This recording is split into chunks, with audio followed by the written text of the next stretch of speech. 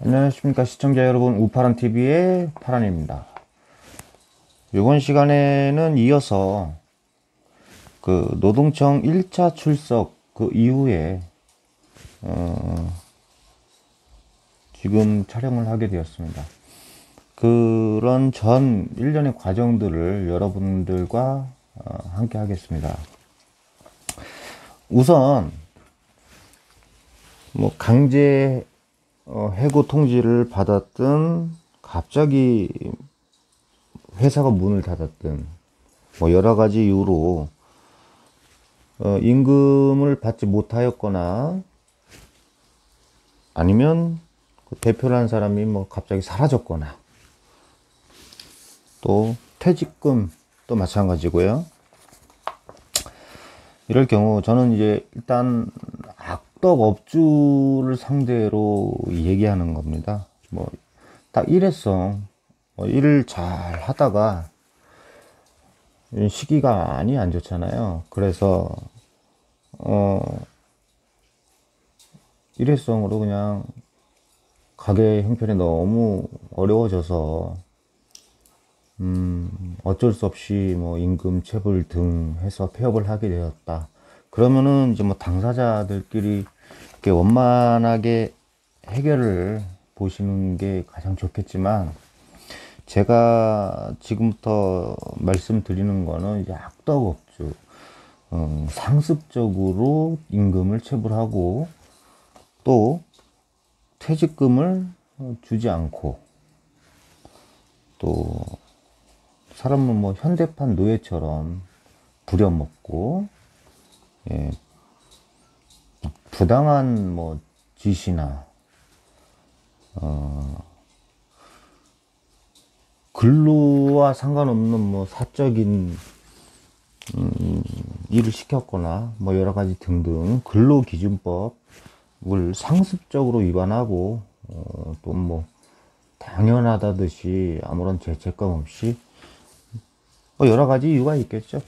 그런 악덕 업주를 기준으로 얘기 드리는 겁니다. 일단 이런 피해를 보셨다 그러면은 해당 그 고용노동부 가시면은 진정서를 접수하게 됩니다. 진정서에는 일단 먼저 신분증 사본 아니면 그냥 신분증만 갖고 가셔도 됩니다. 거기서 복사기 있으니까 거기서 복사를 해줄 거고, 그리고 진정서에는 이제 이렇게 보시면, 가서 보시면 아시겠지만 죄송합니다. 이제 근무 시작일, 그리고 마지막 퇴사일, 뭐 또는 일방적인 해고, 뭐 아니면 대표가 사라졌다 라든지 이런 걸 상세하게 기재를 하시고, 밀린 임금하고 퇴직금까지 기재 다 하시고, 이런 경우에 근로자가 나 개인 혼자가 아니라 만약 여럿일 경우에는 대표 한 명을 선정해서 진정서를 다 각자 개개인이 작성을 하고, 그 대표자 1명을 선정해서 대표자, 근로자 대표, 누군, 홍길동 이렇게 작성을 하셔서 일단 제출하시면 됩니다. 일단 여기서 진정서의 서의 그 의미는 그냥 도움을 요청하는 겁니다. 이 기관에 내가 이러한 일을 겪었으니 도와달라. 그리고 고소라는 것은 이 사람이 이러한 범죄를 저질렀으니 벌해달라 라고 하는 그런 의미고요. 그러니까 진정과 고소의 차이는 요겁니다. 그러니까 여러분들이 그 가뜩이나 돈도 못 받고 퇴직금도 못 받은 상황에서 이런 고민 하셨을 거예요. 야, 이 사람 뭐 노무사 또는 변호사를 선임해서 민형사상의 책임을 묻겠다 하면 돈 들어가잖아요. 선임료 가뜩이나 지금 어려운데, 그런 거 일단은 결과부터 말씀드릴게요. 결론부터. 그런 걱정은 절대 하실 필요가 없습니다. 돈 안 들어요.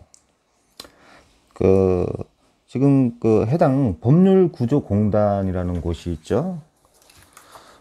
법률구조공단과 노동청, 이 두 기관이 언제부터인지 저도 정확히 모르겠습니다. 그전에는 그러지 않았지만 협약을 맺었어요. 그래가지고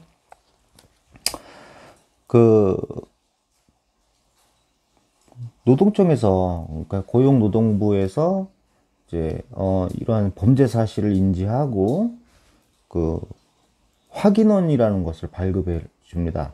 그러면 여러분들은 그 확인원을 갖고 법률구조공단에 방문 예약을 신청을 해서 해당 기일에 출석을 해서 확인원을 제출하면 되고, 나머지 절차는 그 이후에 지금 잠시 후에 다시 말씀드리겠습니다.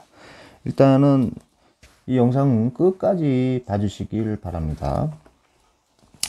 그리고 구독, 좋아요 감사드립니다. 예.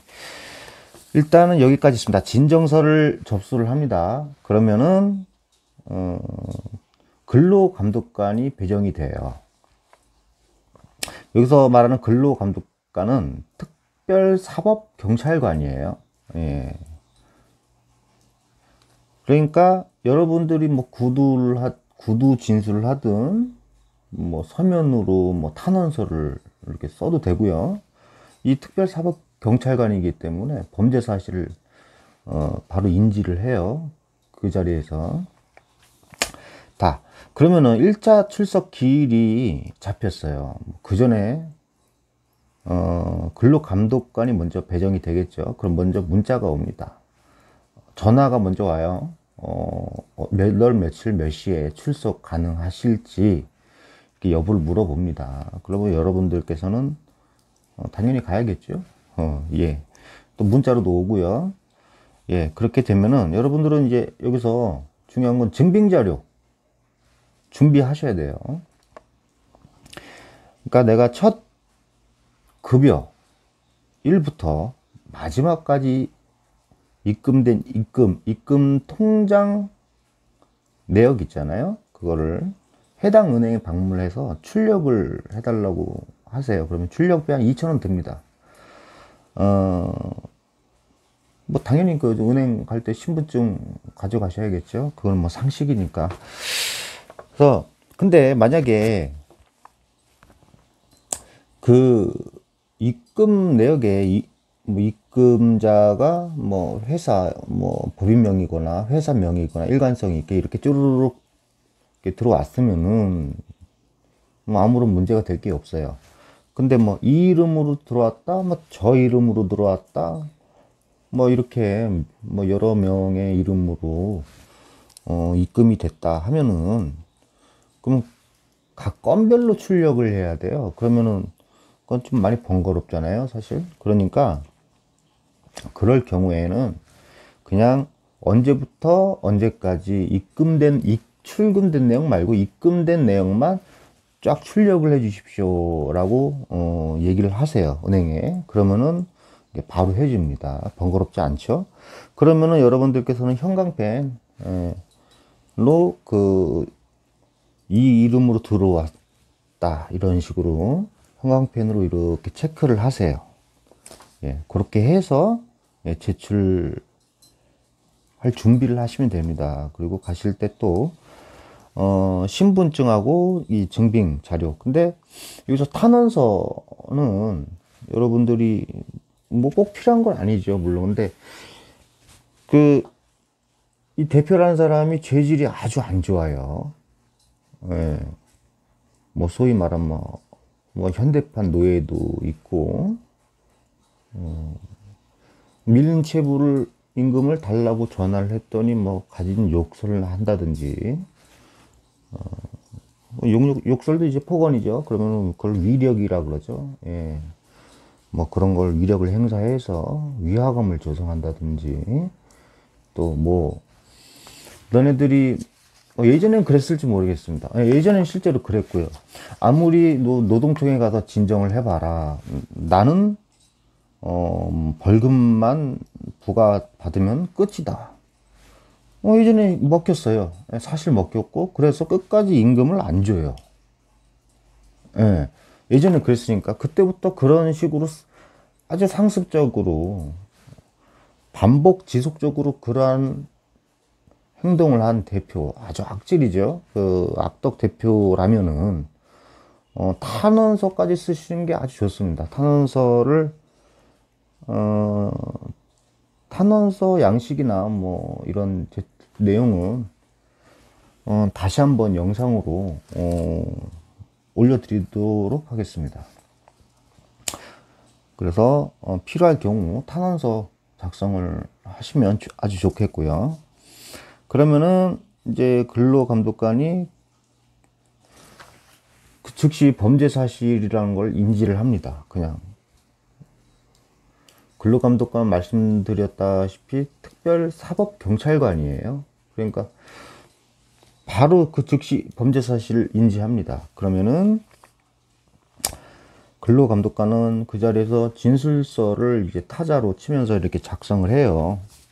하고 여기서 1차 출석 때 예를 들어서 내 개인이다 그럼 혼자 가셔도 되고, 아니 혼자 가시면 되는데 문제는 여러 명이 다 근데 뭐 여러 명이 다 갈 수 있는 뭐 형편이 안 된다 뭐 그러면은 그 대표 선정한, 앞서 말씀드렸다시피 그 대표 1인만 출석해서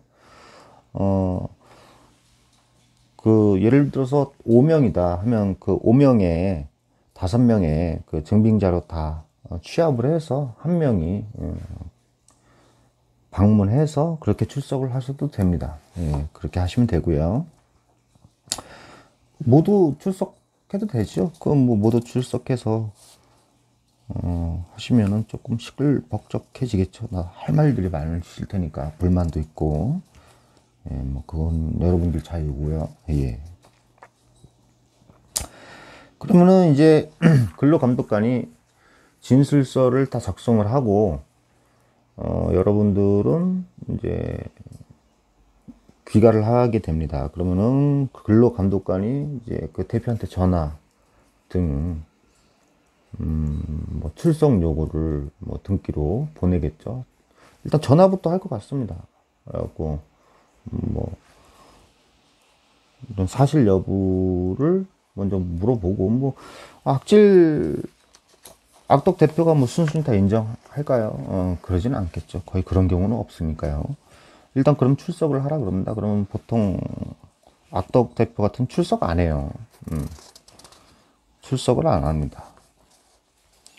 그러면은 우리가 사실 여기서 받아야 될 건 확인원이거든요. 확인원. 출석 요구를 했는데도 불구하고 그 대표가 출석을 하지 않았다. 아니면 특별했는데 반대 진술을 했다. 그러면 여기서 판단은 이제 근로감독관이 하게 되는 거죠. 객관적인 판단은. 근데 이제 특별사법경찰관은 사실 약자의 입장에 손을 들어주죠.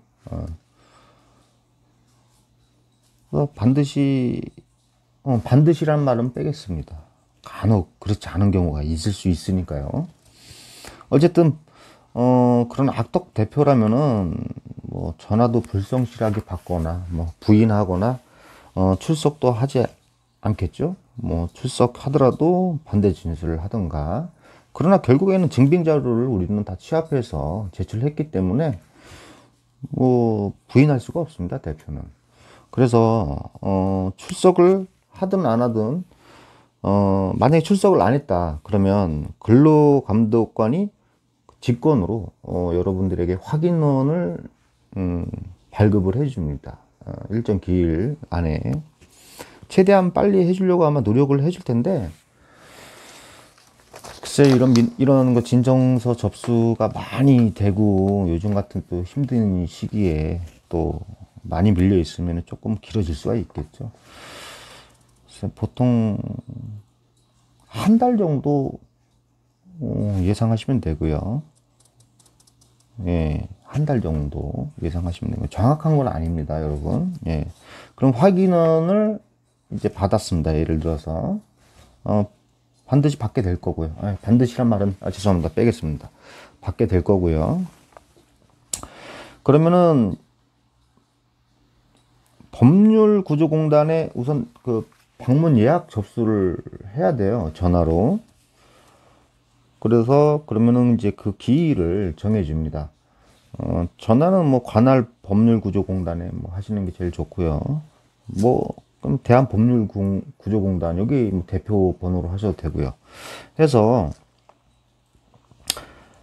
그러니까 좋은 방법이 있는데 어떤 방법? 저 같은 경우는 이 진정서를 접수를 했을 때 처음 첫 단계죠. 그때 이미 저는 방문 예약 그 전화를 기일을 잡아놨어요. 왜냐면은 그 기일도 상당한 기일이 걸립니다. 그래서 그 확인원과 얼추 나오는 시기가 비슷할 수가 있어요. 그래서 확인원이 먼저 나오고 바로 방문 예약 기일하고 맞아 떨어질 수가 있으니까요. 그래서 진정서를 접수할 때 동시에 그 법률구조공단의 방문 예약을 같이 접수를 하세요. 일단은 어떻게 될지 모르니까. 그냥 그 기간이 보통 한 달 이상, 예, 예상하시면 돼요. 법률구조공단의 방문 예약이, 기일이 한 달 이상 예상하시면 되니까, 진정서 접수할 때 동시에 같이, 방문 예약을 접수를 하시는 게 가장 좋겠습니다. 그렇게 하셔서 확인원을 들고, 그 법률구조공단의 방문 예약 기일에 그 확인원을 제출을 하게 되면, 그러면은 여기서는 이제 소송이 들어갑니다. 소송. 예, 저는 이제 아직 소송 전, 확인원을 발급받기 전 단계입니다. 근데 일단은 그 이후의 과정도 설명을 드리겠습니다. 그러면은 이 확인원을 토대로 민사소송이 들어갑니다. 민사소송. 그래서 이제 판결문까지 나오게 되는 기간 대략 한 3, 4개월 정도 걸리고요. 그럼 이제 그 판결 문서를 가지고 근로복지공단을 찾아갑니다. 그리고 판결 문서를 제출하게 되면 근로복지공단입니다, 여러분. 고용노동부 아니고요. 노동청 아니고요. 근로복지공단입니다. 여기다 제출하게 되면 여러분들께 그 소액체당금이라 그래가지고 1인당 최대 1,000만 원 한도 내에서 지급을 빠른 시일 내에 해줍니다. 1,000만 원이요. 이건 꼭 기억해 두시고요. 1인당 소액체당금 1,000만 원 한도 내에서, 예, 지급을 해줍니다. 그래서 빠른 시일 내에 그 1,000만 원 한도 내에서 받게 되고요. 근데 내가 받을 돈이 예를 들어서 뭐 한 3,000만 원이다. 그럼 1,000만 원 갖고 안 되잖아요. 여기서는 이제 1,000만 원을 먼저 득한 상태에서 처음부터 3,000만 원에 대한 뭐 민사소송권이 들어가는 것도 괜찮습니다. 근데 그 문제는 그 노무사나, 사실 노무사보다는 변호사죠. 예, 변호사를 선임하는 게 가장 확실하죠. 그런데 뭐 변호사가 무료로 해주지 않잖아요, 여러분. 그렇기 때문에 제가 돈 안 들고 하는 방법을 알려드리는 겁니다. 그래서 소액체당금 1,000만 원을 득한 상황에서 이제 그 다음은 부족분, 예를 들어서 3,000만 원을 받아야 되는데 1,000만 원밖에 못 받았잖아요. 그럼 나머지 2,000만 원에 대해서 일반 체당금으로 돌립니다. 그래서 다시 한번 법률구조공단에 또 찾아가게 되고, 여기서 그 나머지 부족분에 대한 민사소송을 또 한 번 하게 됩니다. 예, 그렇게 해서 처음에 받은 기간이 진정서 접수부터 소송에서 판결문이 나기까지 3, 4개월, 최대한 5개월 정도 걸린다고 보시면 되고요.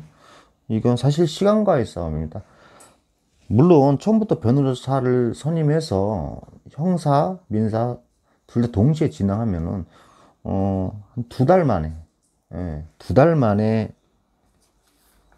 약 2달 만에 해결을 하실 수 있습니다. 문제는 글쎄요, 제가 한 변호사 비용 정확하게 잘 모르겠습니다. 300만 원에서 500만 원 정도 들겠죠. 여기서 또 문제는 여러 명일 경우에는 뭐 금액, 받게 될 금액, 그리고 인원에 따라서 선임 비용이 더 높아지겠죠. 예.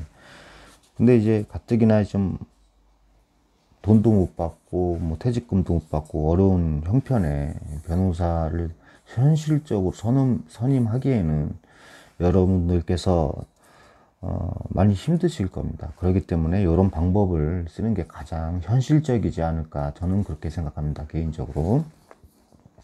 예, 여튼 부족분에 대해서는 또 그렇게 하시면 되는데, 부족분에 대한 정확한 그 과정들은 또 저와 이런 모든 일련의 과정들을 그때 가서 또 다시 한번 상세히 설명을 해드리도록 하겠습니다.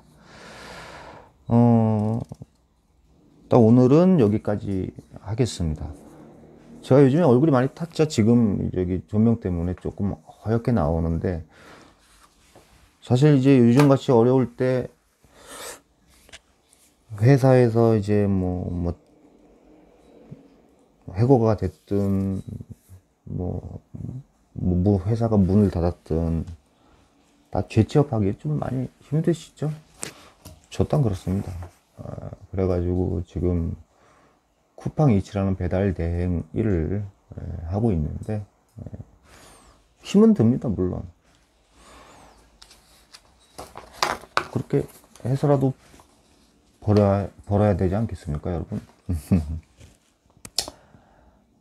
새삼 느끼는 거지만 참 돈 벌기 힘들어요. 예, 그렇죠. 그리고 또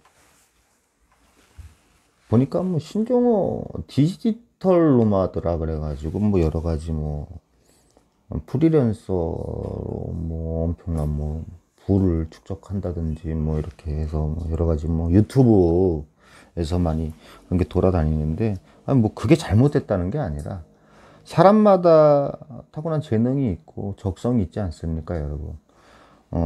그쪽 마케팅이나 뭐 어떤 그런 쪽으로 적성이 잘 맞으면은 그런 쪽으로도 충분히 뭐 프리랜서로서 돈을 버실 수 있겠죠. 그러나 뭐 이렇게 하면은 돈을 뭐 어떻게 뭐 해서 많이 번다.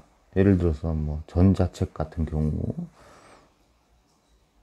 글쎄요, 어떤 유튜브를 보니까 한글만 쓸 수 있으면은 하루에 얼마씩 뭐 돈을 벌 수 있다.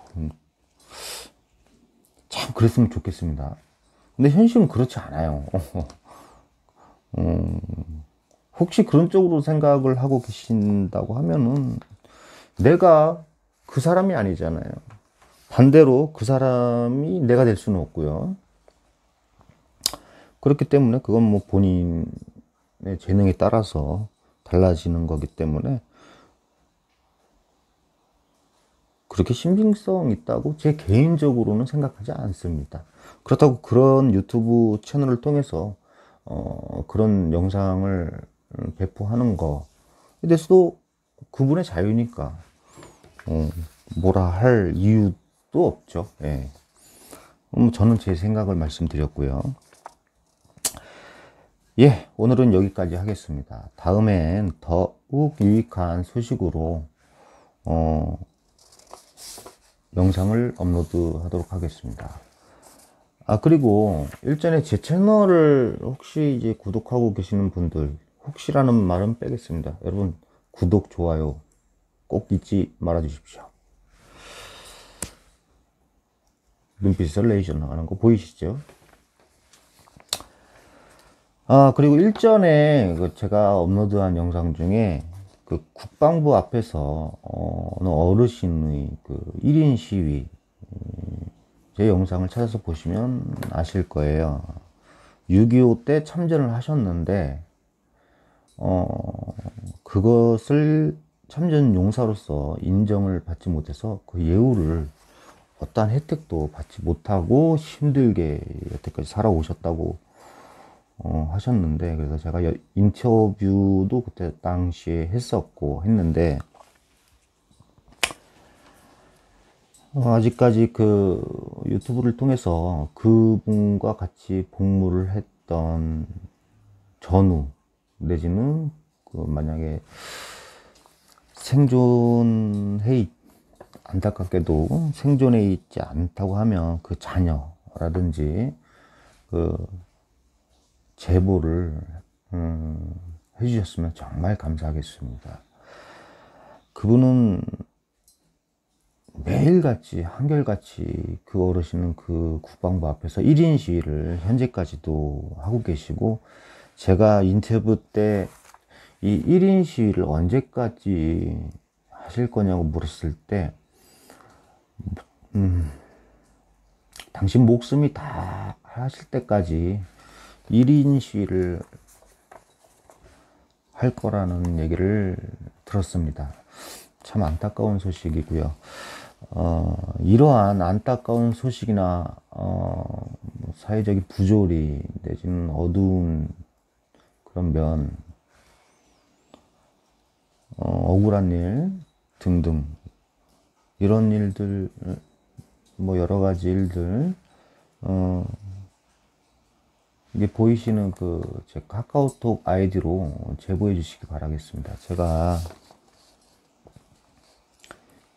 힘이 닿는 데까지 도움이 됐으면 좋겠습니다.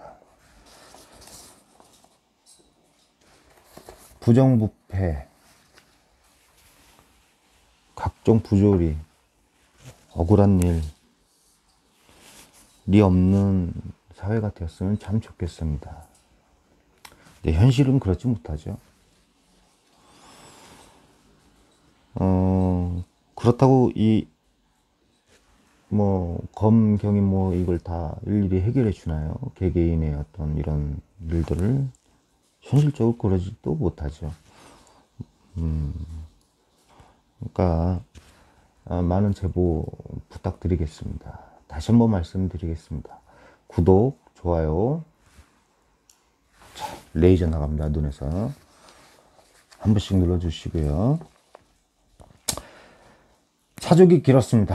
예, 여기서 마치겠습니다. 이상 우파란TV의 파란이었습니다. 감사합니다.